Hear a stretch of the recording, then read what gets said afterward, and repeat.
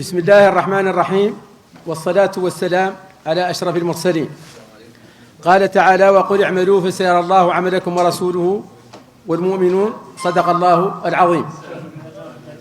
السادة الضيوف الكرام من نواب وقادة رأي وفكر ورؤساء أحزاب سياسية وقيادات اجتماعية ودينية وأساتذة جامعيين ورجال عدل ورجال قانون وإعلام ومجتمع مدني، يسعدني أن أحييكم جميعا وأرحب بكم كل باسمه وجميل واسمه على تشرفكم للحضور، على تشريفنا بالحضور في هذا المساء الجميل وفي هذه المناسبة العلمية المهمة.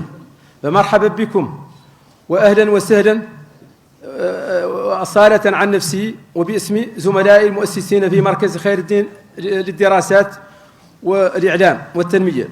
السيدات والسادة، يعتبر مركز خير الدين حسيب للدراسات والإعلام والتنمية أحد المراكز البحثية والفكرية والثقافية المستقلة في موريتانيا، حيث أسسته نخبة من الكوادر والأطر من أجل خلق وتأسيس منبر مستقل يكون فضاء للباحثين والمختصين الأكاديميين من أجل مناقشة القضايا الراهنة ذات البعد الاستراتيجي في موريتانيا وعلى امتداد الساحات العربية من المحيط إلى الخليج، وسعيا منا للتعريف به وبأهدافه ومشاريعه الحالية والمستقبلية. فإن المركز سعى إلى الإعلان عن ميلاده من خلال عقد ندوة علمية مفتوحة حول ملف الاتفاقية الموريتانية الأوروبية المتعلقة بقضايا الهجرة، حيث ستكون الندوة سانحة لأصحاب الرأي والباحثين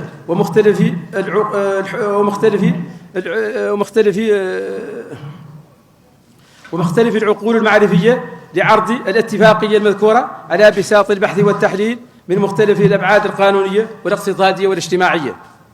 وستكون الندوة فرصة مهمة لعرض مختلف الآراء مهما كانت مختلفة ومتباينة، فإذا تزاحمت العقول خرج الصواب.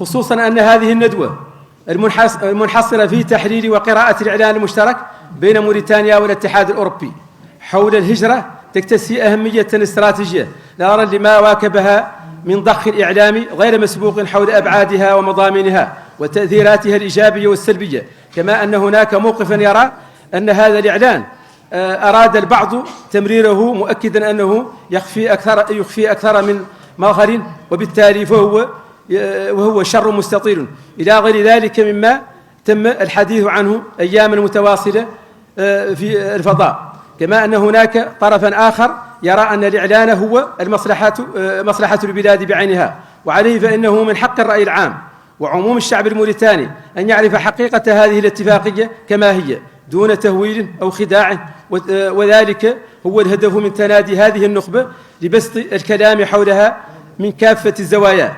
إن المركز سيستغل هذه المناسبة ليؤكد للمثقفين والنخب الفكرية بمختلف تشكيلاتها وتمظهراتها أنه يفتح أبوابه أمامها ليقدموا أفكارهم وآراءهم وانشغالاتهم لطرحها على مائدة البحث والتحليل والنقاش العلمي الهادئ والبناء من أجل خدمة بلادنا وأمتنا وقضاياها العادلة. وفي الختام أعلن على بركة الله انطلاق أعمال الندوة العلمية الأولى للمركز، راجين لكم المتعة والاستفادة من المحاضرات والنقاشات والتعقيبات. والسلام عليكم ورحمة الله تعالى وبركاته.